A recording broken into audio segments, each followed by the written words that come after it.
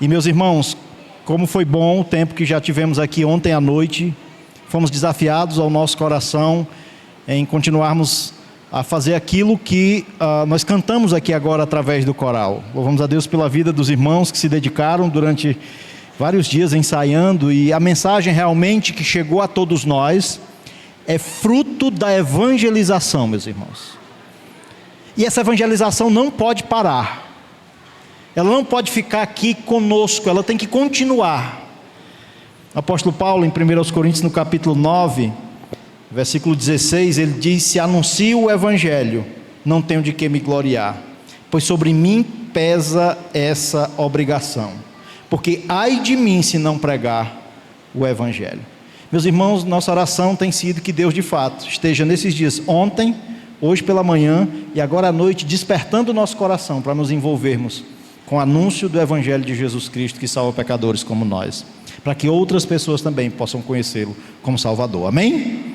E nós temos tido o privilégio de ter aqui nesses dias pastor Rubens, queria chamá-lo até aqui à frente. Nós vamos orar por ele. Então louvamos muito a Deus realmente pela vida de cada um que veio. Sejam todos muito bem-vindos no nosso meio. Nosso desejo é que Deus esteja falando ao seu coração pela instrumentalidade do seu servo. E pastor Rubens, ele falou ontem, foi um tempo muito bom, e hoje ele amanheceu com a garganta ruim. Nós então tivemos que colocar aqui um vídeo, uma pregação dele em vídeo, poupando a garganta dele para que ele esteja aqui agora à noite trazendo a mensagem da palavra de Deus para nós. E nós vamos orar para que Deus esteja usando seu servo e dando graça para que ele possa transmitir a palavra de Deus aqui ao nosso coração nesta noite. Amém? Vamos orar. Pai, muito obrigado, Senhor, porque o Senhor é bom, a sua misericórdia dura para sempre. Sim, Senhor. E o Senhor expressou ela de uma maneira tão maravilhosa na pessoa do seu Filho Jesus Cristo, morrendo lá na cruz por nós, mesmo sendo nós ainda pecadores. Sim, Senhor. Senhor, muito obrigado porque essa mensagem chegou a nós aqui. E Senhor, nós queremos pedir que ela possa também ser propagada a outros por intermédio da sua igreja aqui. Por isso nos desperte, Senhor. Senhor, quebre o nosso coração, as barreiras, os muros que criamos de comodidade, de, ó Pai, preguiça, de vergonha, que tudo isso caia por terra e sejamos de fato despertados a nos envolvermos com a obra de missões. Eu lhe agradeço pela vida do pastor Rubens, pela maneira que o Senhor tem usado seu servo no decorrer dos anos, e mais uma vez nós pedimos que o Senhor use ele aqui nesta noite, para que o nosso coração seja despertado para aquilo que o Senhor quer de nós, para nós e através de nós como igreja. Fale através da vida do seu servo, que o Senhor possa abençoar, que a sua saúde possa estar bem, para que ele possa transmitir sua palavra de uma forma que o Senhor seja glorificado. Pedimos isso em nome de Jesus. Amém. Amém, querido. Obrigado, pastor. Muito bom tirar isso aqui.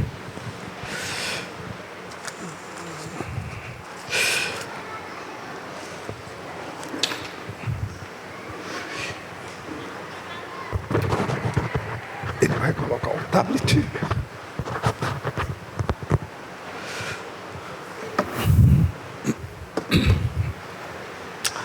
Quero agradecer a oportunidade e o privilégio de estar com os irmãos nesses 2 dias.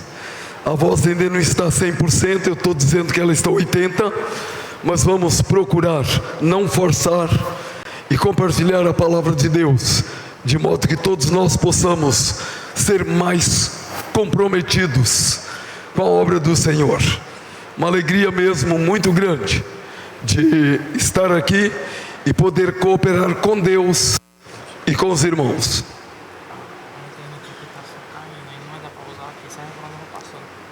Tá ok. Só fazendo assim, qualquer coisa eu vou... Certo. Ok. Então eu posso.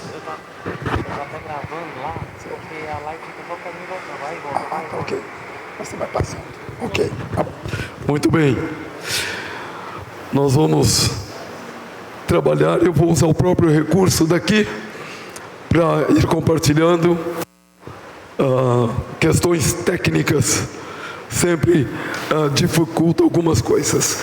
Mais uma vez eu quero explicar a ausência da minha esposa, que era para estar comigo, mas na sexta-feira teve um mal-estar, uma forte dor de estômago, Sexta-noite levei ao médico e aí foi medicada, nada grave, mas ele recomendou que ela descansasse e ela está lá. Já falei com ela 3 vezes de ontem para hoje e está em casa cuidando, sendo cuidada pela nossa filha, genro, neta, está lá bem. Numa próxima oportunidade, com a graça de Deus, ela poderá estar aqui e ser abençoada também por esta igreja, pelos irmãos, pelas irmãs. Muito bem, nós vamos trabalhar sempre com o que está na tela e trabalhando com aquilo que temos um esboço para falar hoje em dia sobre a missão do discípulo, que é um trabalho de despertamento.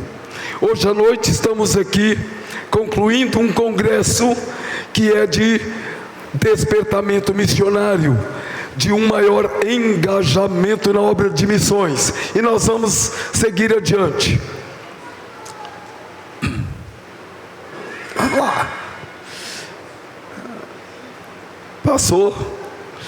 Isso. Vamos ler juntos?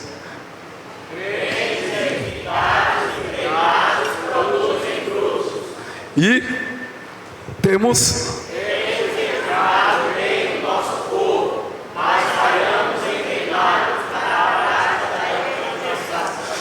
essa tem sido a ênfase e a história nossa. Conheço a história das igrejas cristãs evangélicas em todos os seus segmentos, desde o seu início no nosso país, porque o meu avô foi ganho para Cristo com o início do trabalho cristão evangélico no Brasil em 1925. Então conheço um pouco bem mesmo a história, como outras denominações que estão aqui também nesse mesmo tempo, 140 anos, 120 anos, e vão caminhando por aí. Nós somos muito fortes no ensino bíblico, temos boas escolas bíblicas dominicais, nossos crentes sabem manusear a Bíblia, estão aqui sendo professores há anos, alguns lecionam há 20, 30 anos, alunos na nossa escola bíblica, que estão há 30, 40 anos, sentando, aprendendo. Então essas frases têm sentido.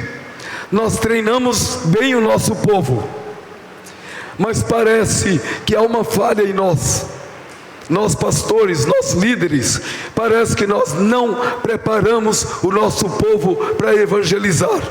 Poucos são os membros das igrejas que verdadeiramente fazem o que Jesus nos mandou fazer. Todo crente deveria evangelizar todo dia naturalmente, todo crente. Mas há uma falha em nós, pastores e líderes. A culpa não é sua, mas a partir de hoje, a menos que você vá embora agora, você não terá mais desculpa, porque hoje você vai ser bem esclarecido que a tarefa é sua, o privilégio é seu, a oportunidade é sua de se deixar usar por Deus para a salvação de muita gente. Amém? Vamos seguir. Próxima. Parece que ainda não compreendemos bem o que? As orientações de... O outro texto, segue. Não, volta, isso. Recitamos o verso 15 e não percebemos que pecamos por desobedecer. Olha que frase pesada. Pecamos por desobedecê-lo. Mas afinal, o que está escrito em Marcos 16, 15?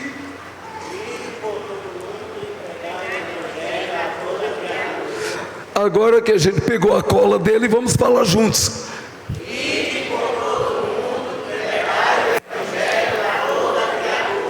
Entendemos mal, porque achamos que o ID tem a ver com algum momento específico e não com o nosso cotidiano. Pensamos que quando o pastor falar, nós vamos em tal lugar pregar o evangelho, um grupo se levanta e vai, faz isso um ano, no outro ano vai uma outra turma, no outro ano vai outra turma, e cada um se acomoda dizendo, eu tenho obedecido, porque o ano passado eu fui e preguei, eu também tenho, porque esse ano eu já fui, e nós nos acomodamos nisso. Mas o texto não está falando de uma pregação esporádica, de um momento planejado, mas de uma vivência diária. A expressão correta, a tradução correta seria: enquanto vocês estão andando pelo mundo, vão falando do meu evangelho a todas as pessoas com quem se encontrarem. Essa é a ideia. Na escola, no trabalho, na feira, no ônibus, no avião, quando o parente vem na sua casa, quando você vai visitar o parente, quando o vizinho vem falar alguma coisa, quando você visita algum amigo, em todo o tempo deveríamos estar falando de Jesus. Mas eu quero aliviar a sua culpa e dizer que a culpa é nossa, dos pastores, que não instruímos direito. Mas eu creio que você também tem um pouco de culpa, porque ninguém me falou que eu tinha que evangelizar. Eu li na Bíblia e comecei a fazer. Simples assim. O próximo slide. Precisamos reestudar esse texto. Pode ler para mim, por favor? Temos...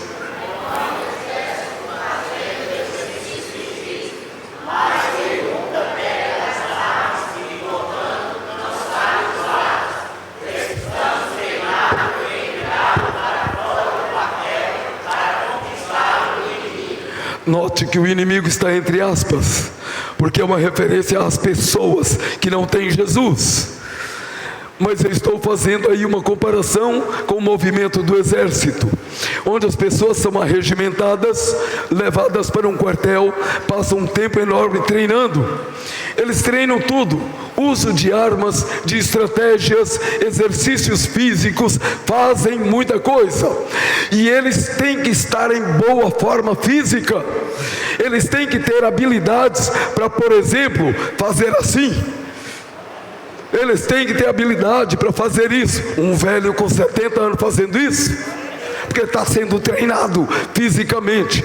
Mas nós precisamos estar treinados intelectualmente, emocionalmente, e nós precisamos estar treinados no conhecimento bíblico, e temos que estar treinados na habilidade de pregar o evangelho de forma natural, em todo lugar, a todas as pessoas, de todas as formas possíveis.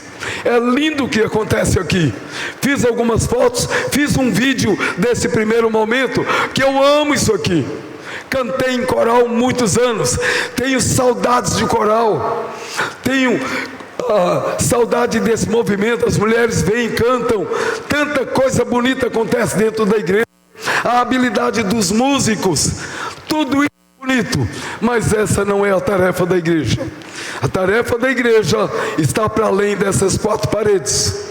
Tudo isso que fazemos tem sim um propósito, um objetivo: fortalecer você, confirmar seu compromisso com Jesus, ensiná-lo melhor a palavra de Deus, promover em você a comunhão com o outro irmão, com a outra irmã, fortalecendo os laços de comunhão, habilitar você com ferramentas para que quando você não estiver aqui dentro, você fale de Jesus aos outros.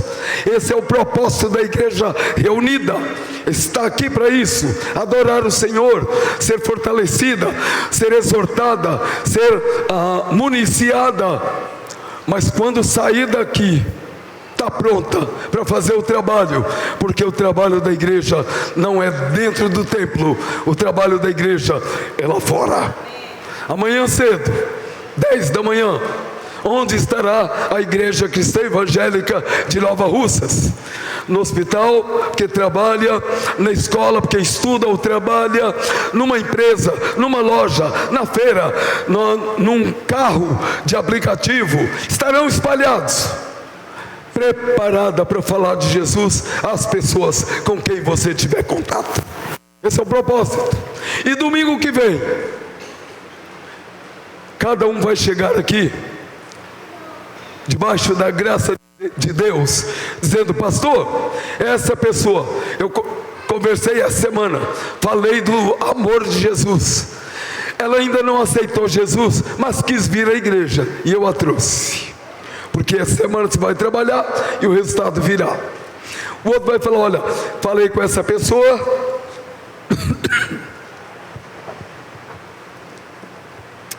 e ela aceitou Jesus, e eu já trouxe para cá. E aí as pessoas virão, e você vai trazer, e aí logo vocês vão ter outro problema, falta de espaço. E você, meu irmão, minha irmã, vai ficar de pé para dar lugar ao número dos que estarão chegando como novos na casa do Senhor.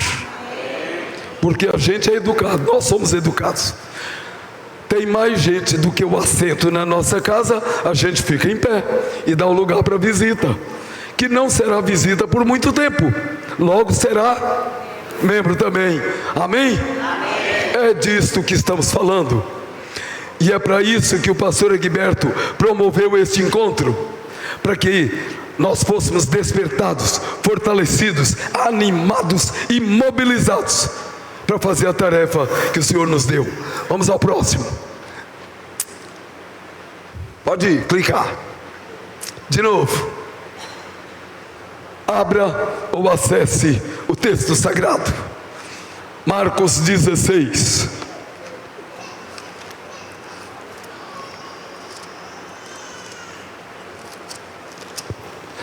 Opa!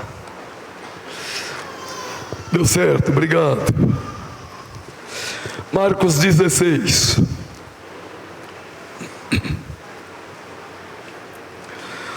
Esse texto, Jesus já ressuscitou dentre os mortos, mas ocorre algumas coisas. No domingo de manhã as mulheres vão correndo ao túmulo, e Jesus já está de pé, não mais deitado, está vivo, não morto. E aí ele conversa com elas e fala: correm e conte para os meus discípulos que eu estou vivo, como eu falei que ia acontecer. Elas vão correndo, falam: ó, Jesus está vivo, não está no túmulo. E a Bíblia diz que eles não acreditam. Aí Jesus se apresenta a dois deles que estão indo para Emaús. Quando eles percebem que é Jesus, eles voltam correndo, falam: é verdade o que as mulheres falaram, Jesus está vivo, falou conosco no caminho de Emaús, nosso coração ardia. E de novo o texto sagrado diz: eles não acreditaram. Grave isso. Agora vem o verso 14. Finalmente apareceu Jesus aos 11, quando estavam reunidos à mesa, e censurou-lhes, presta atenção nessa, deu-lhes uma bronca, censurou-lhes a incredulidade e dureza de coração, porque não deram crédito aos que o tinham visto já ressuscitado. E disse-lhes: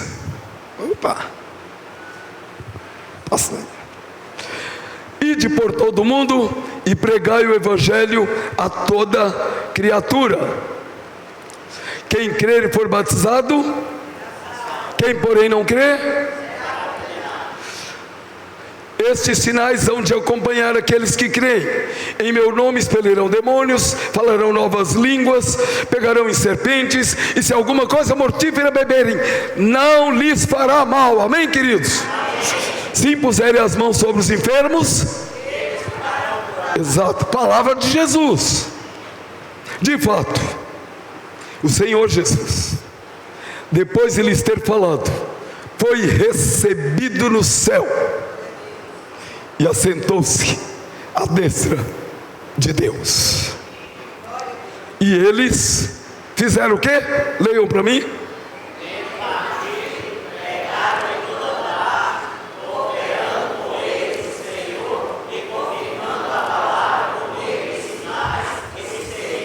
Amém.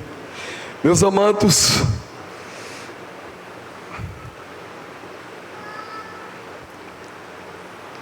vamos lá. O que está escrito? Evangelização é uma questão de fé. Só quem crê em Jesus fala de Jesus aos outros. Aí você vai dizer assim: mas eu creio. Você tem falado? Quem crê fala, porque a boca fala do que o coração está cheio. Mas, amados irmãos, eu penso e temo que uma boa parte de nós está vivendo como os discípulos naqueles dias. Presta atenção. Eles andaram com Jesus, nós andamos com Ele. Aprenderam de Jesus, aprendemos também. Estudaram as profecias, os relatos, os ensinos de Jesus, nós também fazemos isso. Estamos aqui estudando a Bíblia. Eles ouviram de Jesus várias informações. E eles viram Jesus curar enfermos, ressuscitar mortos, acalmar a tempestade, fazer cessar o vento. Eles viram Jesus andar sobre as águas. E um deles teve fé para também fazer. Eles viram muitas coisas. Mas também eles ouviram Jesus dizer: assim como Jonas esteve 3 dias no ventre do peixe, também o Filho do Homem estará 3 dias no ventre da terra, mas vai sair. Noutra oportunidade ele diz: olha, fiquem tranquilos, porque assim está escrito: convém que o Filho de Deus seja rejeitado, seja preso, humilhado, seja morto, mas ao 3º dia ele ressuscitará. Várias vezes eles ouviram Jesus dizer que ia ressuscitar.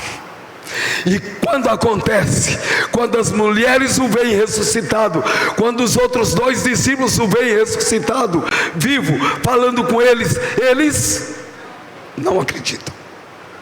Será que você e eu somos assim? Sabemos os fatos a respeito de Jesus, sabemos as informações, sabemos o que Ele diz, mas talvez não acreditamos de verdade. Penso, alguns de nós de verdade não crê verdadeiramente em Jesus, e é por isso que não falamos dele. Por exemplo, Jesus falou uma vez sobre céu e inferno, até contou uma história ilustrando o ensinamento para a gente entender bem. E ele falou de 2 homens, um rico e um pobre. Um rico que tinha tudo aqui, o pobre nada tinha. O pobre morreu, foi para o céu. O rico, e não é porque era rico, é porque ele não queria saber de Deus, é porque ele não valorizava Deus, é porque ele não confiava em Deus, é porque ele colocou toda a sua confiança, razão da sua vida, nas riquezas, nas posses terrenas, nos recursos limitados, findados aqui.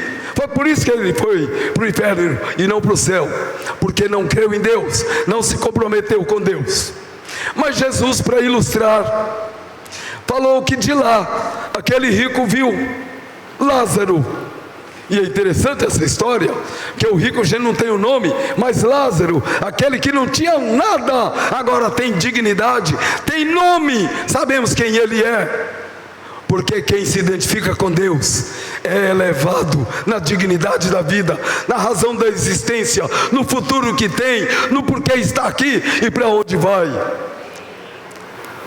E o rico viu Lázaro em pleno deleite, no paraíso, do lado de Abraão, batendo um papo com Abraão ali, o pai da fé. E aí aquele rico, e isso foi só para ilustrar, não que isso seja possível, do céu ver o inferno, do inferno ver, não é possível, não há contato, não há comunicação, 2 lugares distintos, opostos. Mas Jesus ilustrou assim, para que você e eu entendêssemos a situação desses 2 lugares. E aquele homem rico diz: pai Abraão, estou vendo Lázaro em pleno deleite, felicidade aí, enquanto eu padeço aqui, nesse tormento eterno, nesse fogo que arde e me queima. Por favor, peça que Lázaro molhe a ponta do dedo na água, para refrescar a minha língua, que eu estou ardendo aqui. E Abraão responde: não é possível, não dá para ele ir. Você desprezou Deus, viveu a sua vida do seu jeito, do seu pensamento, não quis saber de Deus. enquanto Lázaro colocou a sua vida nas mãos de Deus. Aí o rico continua dizendo: mas Senhor, eu não sabia que esse lugar era real. Eu tenho meus irmãos, minha família. Mande Lázaro voltar lá e falar para eles que é verdade, existe céu, existe inferno, e quem crê em Jesus vai para o céu, quem não crê em Jesus vai para o inferno.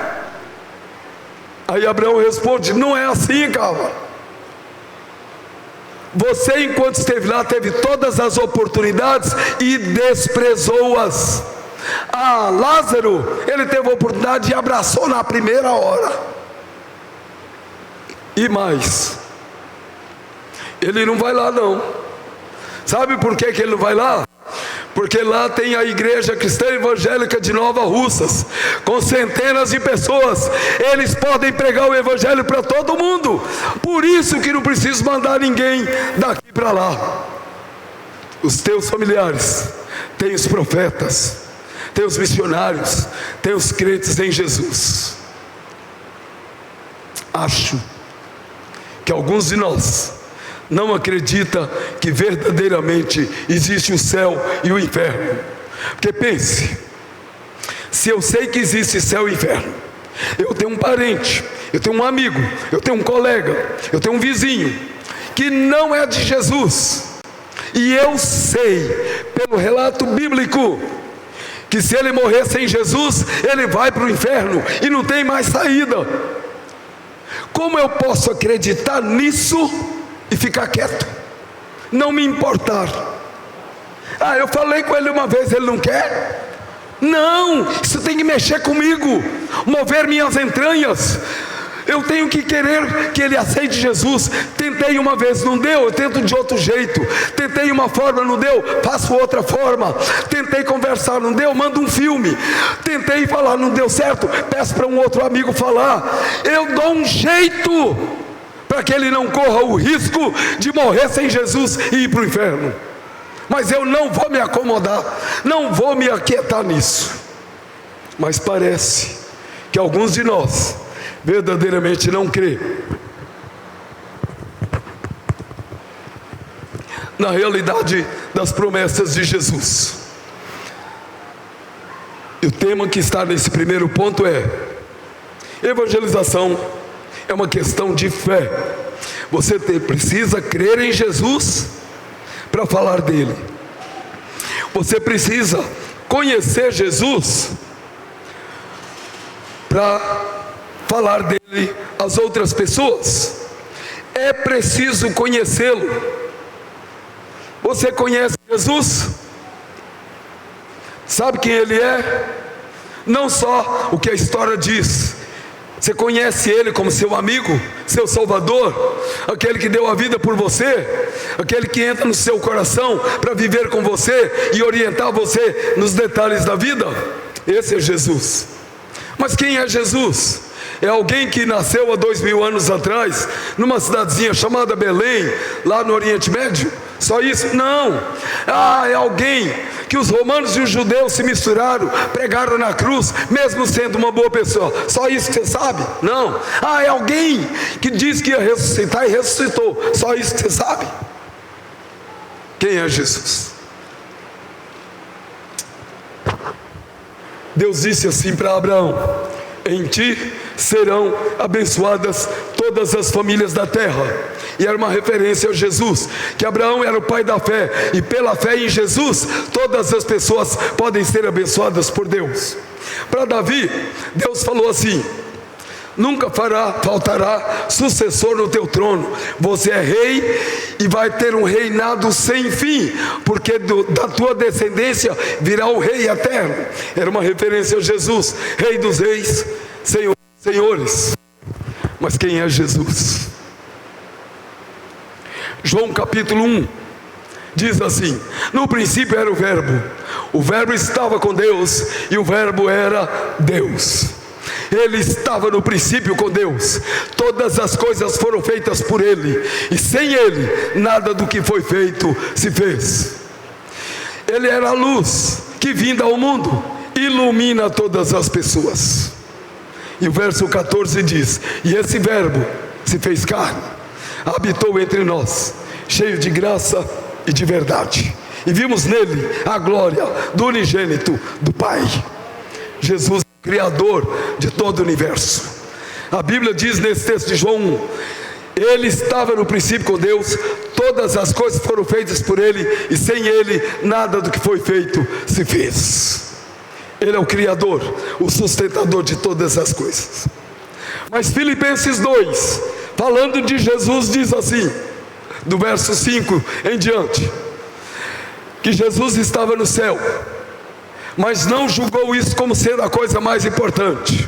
Antes, ele desce dos céus, entra numa jovem, o Deus do universo, o Criador de tudo, Senhor absoluto de tudo, ele desce dos céus, porque João 1,14 diz: o verbo se fez carne e habitou entre nós. Quando foi que ele fez isso? Quando ele desce dos céus, entra em Maria, uma jovem que tinha humildade como a coisa mais importante na sua vida, uma jovem que se dispôs a servir a Deus, e Deus a usou para que ele mesmo viesse à terra como se fosse um ser humano. E aí depois de 9 meses nasce Jesus, totalmente humano porque nasceu de mulher, totalmente divino porque não tinha a semente do homem pecador nele. Deus perfeito, homem perfeito, e nessa qualidade de homem Deus, ele vem, fala do reino dos céus, apresenta o evangelho da salvação, o perdão de Deus disponibilizado a todo aquele que crê, e ele oferece a si mesmo como sacrifício para pagar o preço do pecado de cada pessoa, de Adão até o último ser que nascer. Ele recebe em si a punição do pecado de toda a humanidade. Ele paga o preço do nosso pecado. Mas 500, 600 anos antes dele ir à cruz, Isaías pinta um quadro de Jesus na cruz, Isaías 53, e Isaías descreve Jesus dando a vida por você, meu irmão, por você, minha irmã, por você, minha amiga, meu amigo que está aqui, por você que está nos ouvindo, por você que está acompanhando em qualquer lugar. Isaías escreve: quem foi que creu na nossa pregação, e a quem foi revelado o braço do Senhor, que foi subindo como renovo perante ele, como raiz de uma terra seca, não tinha aparência, nem formosura, olhamos para ele, não havia beleza que nos agradasse, era desprezado, o mais rejeitado entre os homens. Você tem rejeitado Jesus? A Bíblia fala de você. O mais rejeitado entre os homens, homem de dores, e que sabe o que é padecer, e como um de quem os homens escondem o rosto, era desprezado, e dele não fizemos caso. Mas certamente ele tomou sobre si as nossas dores, as nossas enfermidades ele levou sobre si, e nós achávamos que Deus o estava punindo por alguma coisa errada que ele tinha feito. Não, não era isso. Ele foi oprimido e humilhado, não abriu a sua boca. Como cordeiro foi levado ao matadouro, como ovelha muda perante seus tosqueadores, ele não abriu a sua boca. Por juízo opressor foi ele ferido, da sua linhagem quem dela cogitou? Mas ao Senhor agradou moê-lo, fazendo-o enfermar. Porque o meu servo, o meu justo, com seu sacrifício justificará a muitos, e ele ficará satisfeito. Ele verá o fruto do penoso trabalho de sua alma e ficará satisfeito, porque com seu sacrifício justificará muitos. Esse é Jesus, seu Salvador, quem pagou o preço do seu pecado. Mas voltando a Filipenses 2, continua: ele humilhou-se, esvaziou-se, assumiu a forma humana, foi reconhecido em figura humana e obedeceu ao projeto que estava estabelecido para a salvação de todas as pessoas. E ainda que era um projeto difícil, doloroso, ele foi obediente até a morte, e morte de cruz. Pelo que também Deus o exaltou soberanamente e lhe deu o nome que está acima de todo nome, para que ao nome de Jesus se dobre todo o joelho e toda a língua confesse que Jesus é Senhor, para a glória de Deus Pai. Esse é Jesus. Mas esse Jesus, quando estava aqui, revestido de uma carne humana como você e eu, ele disse: eu e o Pai somos um. Ele foi o único que disse ser Deus. Mas também ele disse em João 14: não se turbe o vosso coração, nem se atemorize. Crede em Deus, crede também em mim. Na casa de meu Pai há muitas moradas. Se assim não fosse, eu diria a vocês: mas vou preparar lugar. E quando eu for e vos preparar lugar, voltarei e vos receberei para mim mesmo, para que lá onde eu estou, estejais vós também. Ele veio. Mas quando um dos discípulos titubeou e falou com ele: Senhor, como podemos saber o caminho para onde tu vais? Ele falou: rapaz, você ainda não entendeu não? Eu sou o caminho, eu sou a verdade, eu sou a vida. Ninguém vem ao Pai senão por mim. Por que que ele diz ninguém vem ao Pai? Porque ele é o próprio Pai. Há um só Deus que em 3 pessoas, mas é um só. O Senhor Jesus é o próprio Deus encarnado. Ele vem, e quando ele diz: eu sou o caminho, eu sou a verdade, eu sou a vida, ninguém vem a Deus Pai, que sou eu mesmo, a não ser através de mim mesmo, que estou aqui como filho. Jesus é o único meio de chegar à presença do Senhor dos céus e da terra. As pessoas não sabem disso, recitam o versículo, mas não compreendem. Você precisa explicar para todas as pessoas que elas têm que entregar a vida a Jesus. Mas este Jesus, que criou o universo, que deu a sua vida por todos, ele continua no controle da história de Deus com a humanidade. Ele está no controle. A história não se perdeu, a humanidade não está perdida. Jesus continua firmemente controlando a história, e ela não se perderá. Ela terá um fim correto, certo, de acordo com o projeto de Deus. Apocalipse capítulo 5 diz assim: vi na mão direita daquele que está sentado no trono um livro, de todo escrito por dentro e por fora, selado com 7 selos. Que livro é esse? É a história, é o livro da história, da conclusão da história de Deus com a humanidade. É o livro que narra os detalhes dos acontecimentos futuros. Mas o livro está fechado, tem 7 selos, que é uma significação de uma fechadura perfeita, ninguém consegue abrir. E João, o escritor, diz: e eu chorava muito, porque o anjo acabara de dizer: quem é digno de abrir o livro e de lhe desatar os selos?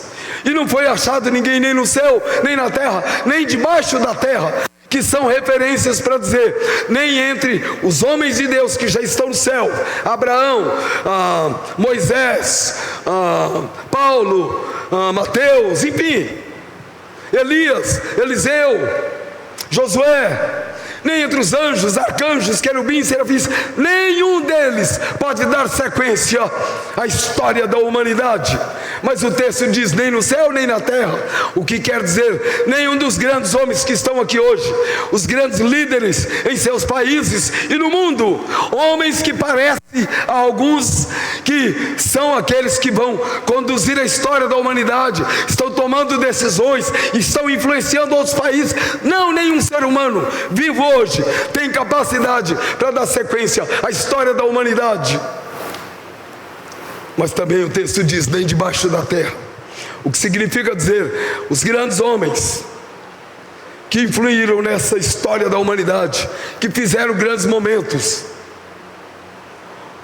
os próprios demônios que estão no inferno, ou o próprio Lúcifer, nenhum deles tem capacidade de tomar o livro, abrir e dar sequência à conclusão da história. E João diz E eu chorava muito, porque ninguém ia dar sequência à história. Versículo 4 de Apocalipse 5 diz: todavia o anjo bradou, gritou: João, pare de chorar, porque a raiz da tribo de Davi, o leão de Judá, ele venceu para abrir o livro, desatar os seus selos e dar sequência à história da humanidade. Aí João fala assim: e eu olhei, e eis alguém com aparência de cordeiro, parecia que já tinha sido morto. Ele veio, tomou o livro da mão daquele que estava sentado no trono, e quando ele tomou o livro, os 4 seres viventes se prostraram, os 24 anciãos que estavam lá rodeando o trono se prostraram e começaram a dizer: tu és digno de abrir o livro e de lhe desatar os selos, porque foste morto e com teu sangue compraste para Deus os que procedem de toda língua, tribo, povos e nações, e para o nosso Deus os constituíste reino e sacerdotes, e reinarão para sempre. Esse é Jesus. A história está na mão dele, a história do universo está nas mãos dele, a sua história está nas mãos de Jesus. Você precisa entregar a sua vida a Jesus. Sem ele, a sua história pode terminar como daquele homem rico, no inferno, em tormento e em sofrimento. Mas Jesus tem salvação, Jesus tem perdão para dar a você nesta noite. E você pode hoje entregar a sua vida a Jesus. Você pode hoje mudar a sua história. Você pode hoje colocar a sua vida nas mãos daquele que controla o universo. Amém, queridos? Esse é Jesus. Então você que é crente, relembrado agora de algumas coisas sobre Jesus, fortaleça em seu coração, decida na sua mente: eu vou falar de Jesus sistematicamente. Eu não vou perder a oportunidade. Quando o pastor falar: gente, preciso formar uma equipe para ir ali, para ir acolá, para ir no outro lado, você vai levantar e falar: sou eu. Aí você vai perceber que o outro também, o outro também, o outro. Nós não vamos mais ficar esperando assim: não, vou ficar quieto aqui, vou deixar o outro ir. Não, é para todo mundo levantar. Pastor, conte comigo. Você tem que se dispor. Amém, queridos? Falar de Jesus é um privilégio na vida de qualquer pessoa. Então não perca esse privilégio. Então é necessário, é preciso conhecer Jesus e falar dele às outras pessoas. Tem alguns textos aí, né? Mateus 16. Jesus pergunta a Pedro: quem eu sou? E Pedro responde: tu és o Cristo, o Filho do Deus vivo.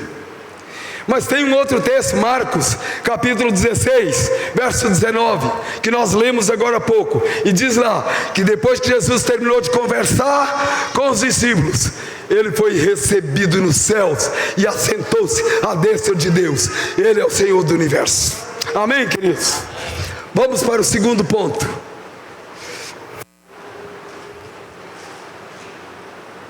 Leiam para mim.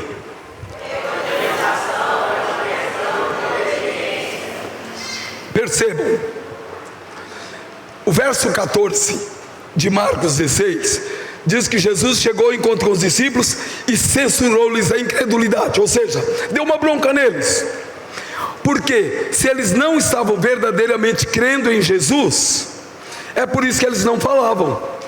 Então a incredulidade tem que ser primeiro afastada, para então receber a ordem de Jesus. Foi isso que ele fez.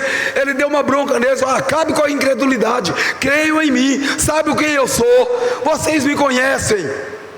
Então, meu irmão, minha irmã, afaste a incredulidade do seu coração. Uma vez que afastada a incredulidade, aí você pode ouvir o verso 16, verso 15, aliás: ide por todo mundo. Então evangelização é questão de obediência. Ou você obedece ou não obedece. Simples assim. O pastor acabou de mencionar aqui nas suas palavras Coríntios 16. Ai de mim se não pregar o evangelho. É isso? 9,16. Coríntios 9,16. Paulo diz assim: ai de mim se eu não pregar o evangelho, pois sobre mim pesa essa obrigação. evangelização é questão de obediência. Ou você obedece a Jesus e faz o que Ele mandou, ou você está desobedecendo. Simples assim. Evangelização não é questão de conhecimento bíblico, de tempo de igreja, nada disso. É obediência. Ah, pastor, mas eu aceitei a Cristo ontem à noite. Então você já pode evangelizar.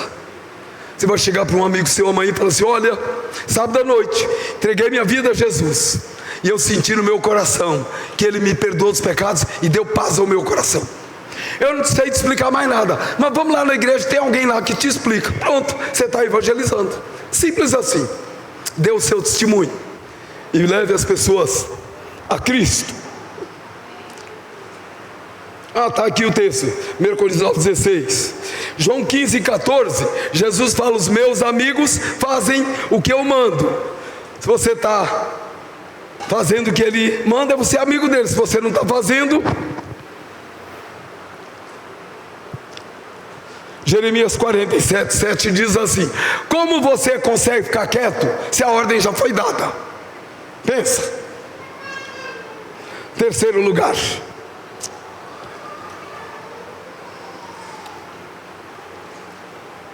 vamos lá.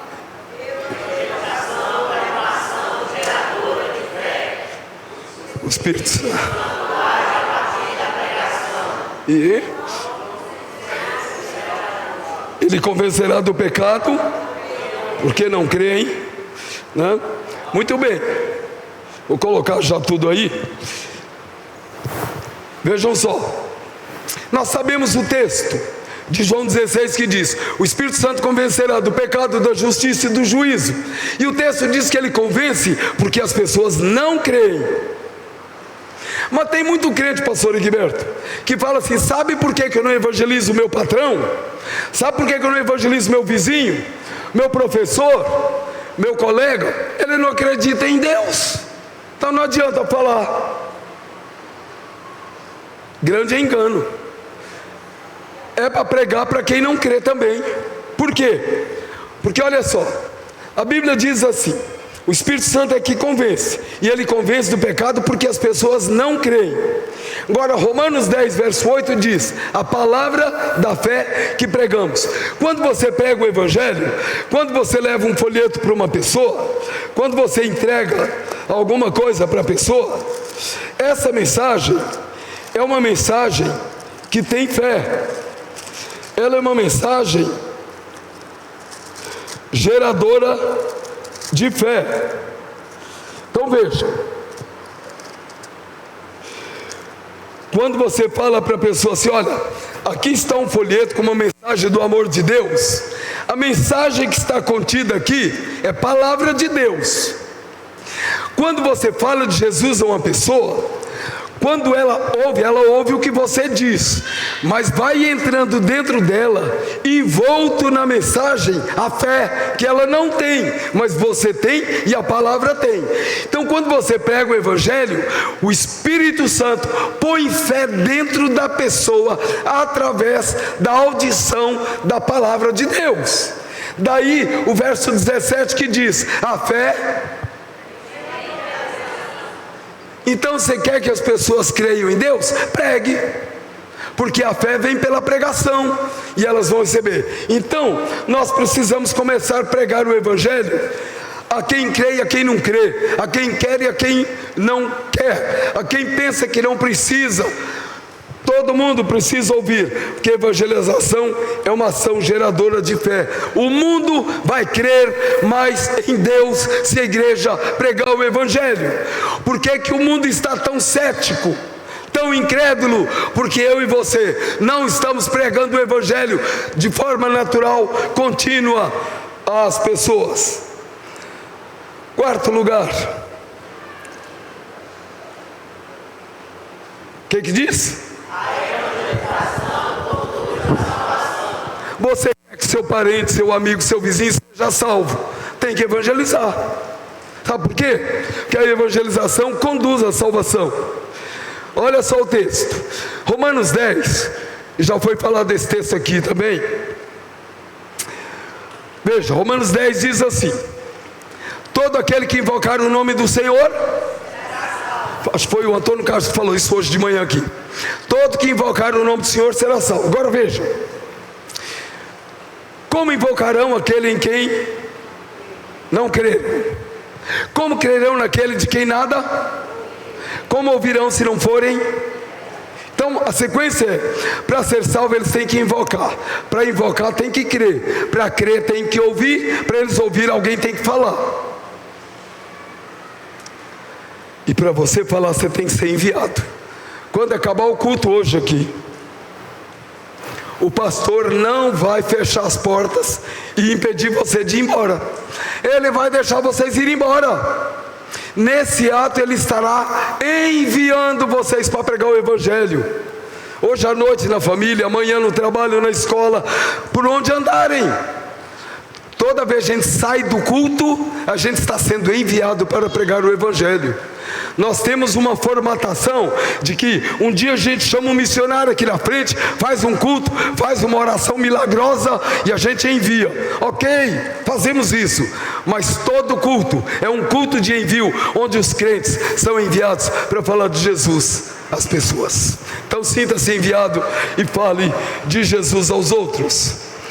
Precisamos treinar o nosso povo em como começar a conversa, como apresentar a mensagem e como levar as pessoas a Cristo. Fizemos hoje de manhã, rapidamente, porque a minha voz tinha ido embora, mas demos uma direção, um começo para você evangelizar.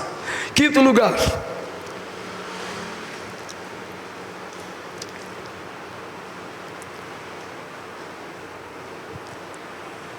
que diz?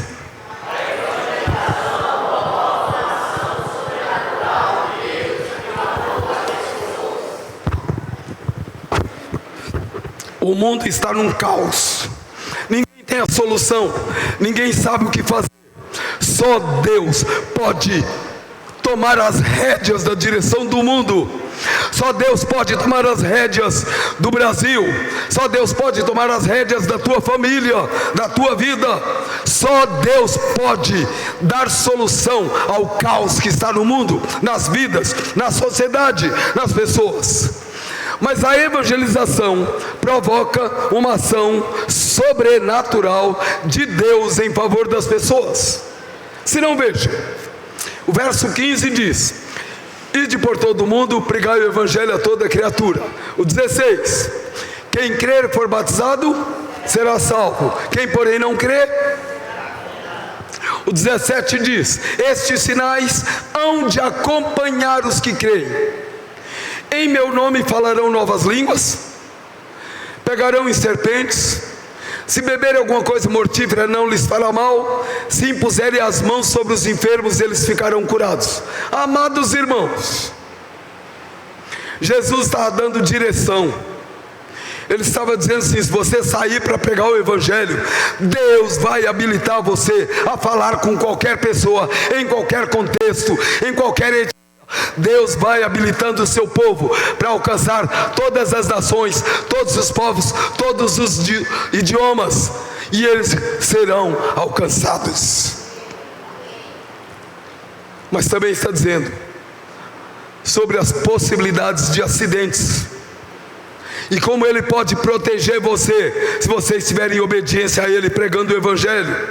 Olha, você vai andando, por acaso há uma serpente te morde. Ele está falando da possibilidade de situações complicadas, de tribulações na vida, mas ele está dizendo: a tribulação poderá vir, o sofrimento poderá chegar, a complicação pode chegar perto de você, mas eu vou guardar você, eu estarei com você. Também ele está falando da maldade das pessoas. Quando homens e mulheres maus vierem contra você, trouxerem alguma coisa venenosa, o Senhor está dizendo: eu vou te guardar, eu vou te proteger. Caminhe em obediência a mim, ande comigo e tudo te irá bem. Mas também Ele está te dando a oportunidade de ser usado por Ele. Aí você sai para evangelizar, chega numa casa, aí está falando de Jesus, tem alguém doente. O texto está dizendo: se você impuser as mãos, eles ficarão curados. Nós perdemos a fé. Nós perdemos a fé e achamos que isso foi só no primeiro século. mas eu tenho tido o privilégio de orar por pessoas, porque eu estou em obediência a Deus, e Deus curar. Eu estava no meio da selva amazônica, fazendo culto, plantando uma igreja, e toda semana eu saía de Manaus, entrava na balsa com um fusquinha emprestado, depois navegava naquela estrada estreita, cheia de florestas, e ia num lugar que tinha sido um depósito. Lá eu reunia pessoas que vinham do meio do mato. No final de uma daquelas reuniões, uma mulher chega com a criança, um bebezinho desfalecido, e fala: pastor, meu filho está morrendo, eu não tenho como ir a Manaus para levá-lo ao médico, eu não sei o que fazer. Falei: me dá aqui. Eu estava ali pregando o evangelho, anunciando a palavra do Senhor. Peguei a criança no colo e falei: Senhor, se essa criança morrer, essa mulher não vai aguentar, então tem misericórdia dela e cura essa criança. A criança mexeu nos meus braços, abriu os meus olhos, a criança estava com os olhos abertos. Devolvi para sua mãe, e ela foi para casa feliz da vida, com o filho curado. Só falo disso quando estou num momento como esse pregando, porque não há vantagem, glória, poder em mim, nada. Eu simplesmente estava obedecendo o meu Senhor. E Ele diz: quando você sai para evangelizar, encontrou alguém doente, põe a mão e ora. Pode ser que Deus cure, pode ser que não. Faça o que Deus mandou, exerça a fé e veja o milagre acontecer. Juazeiro do Norte, estou pastoreando lá, uma irmã da igreja chega: pastor Rubens, minha irmã está morrendo no hospital. Foi: qual hospital? Tal. Que leito? Me deu. Aí eu fui lá, encontrei uma mulher entubada, sem expressão nenhuma, sem nenhum movimento dos olhos. Cheguei lá e falei com ela: dona Cida, eu vim lhe dizer que Jesus lhe ama, tem um plano maravilhoso para a sua vida, mas a senhora com certeza é uma mulher pecadora, o pecado separa a senhora de Deus, por isso a senhora não experimenta nem o amor, nem o plano de Deus na sua vida. Mas Jesus Cristo veio do céu, subiu na cruz, morreu, pagou o preço do seu pecado, ressuscitou e te oferece perdão e salvação eterna. Você precisa entregar a vida para Jesus, Cida. E a mulher está lá, sem nenhum movimento. Então a senhora tem que tomar uma decisão. Então aí no seu pensamento, ore, que Jesus escuta pensamento. Ore aí: Senhor Jesus, eu entrego a minha vida ao Senhor, tem misericórdia da minha vida, me usa para a tua glória. E eu sugeri que ela orasse. Terminei de sugerir a oração, falei: agora, dona Cida, eu vou orar pela senhora. Senhor, o senhor conhece essa mulher? Eu não conheço. O senhor sabe se ela vai sair daqui ou não? O senhor sabe, mas eu vou te pedir: cura essa mulher e usa para a tua glória, Senhor. Amém. E fui-me embora. Nenhum movimento da mulher. 3 dias depois, estou no culto de quarta-feira na minha igreja. Um de meus seminaristas estava pregando. Quando ele pergunta: quem quer entregar a vida a Jesus? Eu vejo uma mulher chegar lá na frente. Falei para a Beth: vem. Parece a mulher que orei por ela lá no hospital. Aí a irmã dela, quando a vê, sai correndo.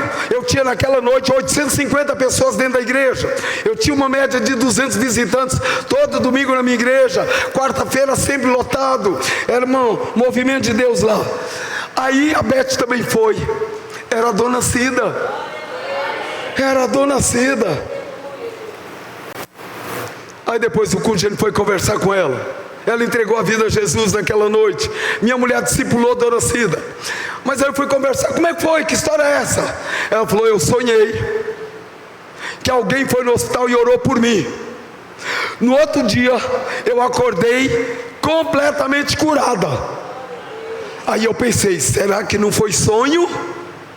Aí eu perguntei para a enfermeira: veio alguém aqui orar por mim? Ela falou: o pastor Rubens veio aí orar. Eita, vou ter que ir na igreja dele agora. Porque quando ela acordou e se apercebeu curada, e o sonho dela, que não era sonho, eu estava lá, mas ela viu como se fosse uma visão, um sonho. Ela falou: Senhor Deus, percebo que o Senhor me curou, e mesmo que tenha sido um pastor que tenha vindo orar por mim, eu vou na igreja dele te agradecer, porque ela detestava crente. Por isso ela foi. Deus curou dona Cida. batizei Dona Cida, batizei a filha dela, casei a filha dela, evangelizei seu Expedito, marido dela, ele falou que não queria nada com Jesus. Evangelizei o Alex, filho dela, engenheiro, dono de uma construtora, falou: não quero nada com Jesus. Aí eu fiquei cuidando das duas. Aí o meu amigo, pastor Isaltino, da Assembleia de Deus, evangelizou o seu Expedito aceitou Jesus. Evangelizou o Alex aceitou Jesus. Aí eu tive um problema, eu tive que resolver. Chamei Dona Cida, a filha dela, falei: preciso da ajuda de vocês. Pois não, pastor, o que o senhor quiser. Eu quero que vocês saiam da minha igreja, vão lá para a Assembleia de Deus. Seu marido e seu filho estão lá, recém-convertidos, vocês já estão amadurecidas. Deus não separa a família. Família tem que ficar junto servindo ao Senhor. Então vai para lá servir ao Senhor. Elas foram. Aí juntou a família, começou a evangelizar num bairro lá. Um monte de gente aceitou Jesus. Aí o Zaltino comprou um terreno. Aí o Alex, que é construtor, falou: pastor, tem gente, tem terreno, a minha empresa vai construir o templo. Construiu o templo. Aí o Zaltino me ligou: pastor Rubens, vem cá, o senhor vai orar para inaugurar o templo, isso é serviço teu. E eu fui lá inaugurar o templo. Passou mais um tempo, ele me ligou de novo: ei, aquela família não parou não, evangelizou em outro lugar, comprei terreno, construiu-se um templo, vem cá orar. Já inauguramos 4 templos, fruto do trabalho daquela família, daquela mulher que estava morrendo. Sabe por quê? Jesus falou assim: indo por todo mundo pregar o evangelho a toda criatura. Se você encontrar alguém e impuser as mãos, o Senhor pode curá-lo. Meus irmãos, eu creio nisso. Não faço propaganda, não faço noite da cura divina, faço nada disso, que a Bíblia não manda fazer isso. Ela manda ir e pregar o Evangelho. E quando a gente vai pregar o Evangelho, as coisas acontecem. Repetindo o verso 17: estes sinais hão de acompanhar. Presta atenção nisso. O sinal só acompanha quem está em movimento. Então você quer ver os sinais? Vai fazer o que ele mandou.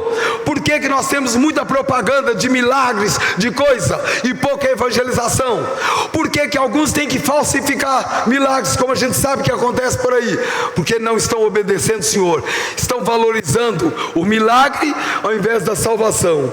Deus mandou pregar o evangelho da salvação, e quando a gente obedece, Ele vai junto. E Ele vai fazendo milagres. Olha o verso 20, vocês que leram para mim. E eles, depois de ter conversado com Jesus, saíram por toda parte pregando o Evangelho. E olha o impressionante do texto: e o Senhor foi com eles, confirmando a palavra que eles pregavam através de sinais e prodígios. Nunca divulguei prodígios, nunca divulguei sinais. Eu prego o Evangelho e as coisas vão acontecendo. Essa igreja vai ser usada por Deus de forma sobrenatural, não aqui na cidade apenas, na região, porque ela vai se colocar à disposição de Deus para fazer o que Ele mandou. E Ele vai junto, fazendo milagres, sinais e prodígios para a glória dEle, para a edificação da igreja e para a salvação do mundo inteiro. Amém, queridos? Que o Senhor nos abençoe e que o Senhor nos leve a ser instrumentos dEle, para fazer a obra dEle. Nunca mais fique esperando alguém se dispor para evangelizar. Vá você, incomode o pastor. Hoje eu deixei com o Antônio Carlos aqui algumas centenas de folhetos, vários folhetos, 3 modelos. Folheto para abastecer os crentes. Na minha igreja, que é uma igrejinha pequena, tem uma mesa perto da porta, sempre tem pelo menos 4 tipos de folheto. E eu termino o culto dizendo: não deixe folheto aí. Pense com quem você vai falar de Jesus essa semana. Pegue um folheto. Vai falar com 3? Pegue 3 folhetos. Vai falar com 10? Pegue 10 folhetos. Leve, espalhe a palavra, pregue o Evangelho. E o povo faz isso. Tem alguns que não fazem, é verdade, mas os que fazem estão recebendo a alegria do Espírito Santo, de ser usados por Deus para a glória dEle. Que o Senhor nos abençoe, meus irmãos, minhas irmãs. Eu espero, a despeito das minhas fragilidades e limitações todas, que Deus tenha tido misericórdia de mim e de vocês, e despertado você. Então não endureça o coração. Fala: Senhor, eu estou à tua disposição, quero te servir. O que o Senhor quer que eu faça? Conte comigo. E Deus vai fazer um movimento tremendo através desta igreja, em toda a região, e muita gente. Não estou falando de dezenas, não estou falando de centenas, milhares de pessoas vão se converter a Jesus, para a glória dele, para a edificação e alegria dessa igreja e para a salvação de muita gente. Amém? Que Deus nos abençoe. O pastor está chegando. Enquanto ele chega, mais uma vez, obrigado por estar aqui. Amanhã logo cedinho corro para casa. O pastor falou ontem que eu trouxe alguns livros, ainda tem 3 aqui de minha autoria. Ele fala sobre a igreja como agência de plantação de igreja. O Pix está aqui também. 3 livros ainda tem. Não passe em cima um do outro, tá? Tem 3. Quem quiser, pegue, leve e seja abençoado por Deus. Amém, queridão. Pastor, muito obrigado. Imagina. Nós estamos felizes pelo que ouvimos, pelo que fomos desafiados, despertados aqui nesses dias, de falar do amor de Jesus. Amém. Da salvação que é na pessoa de Jesus, para tantos perdidos que tem ao nosso redor. Amém. Antes de você descer, pastor, eu queria só falar para os irmãos o seguinte. Eu queria chamar aqui à frente algumas pessoas. Eu queria chamar aqui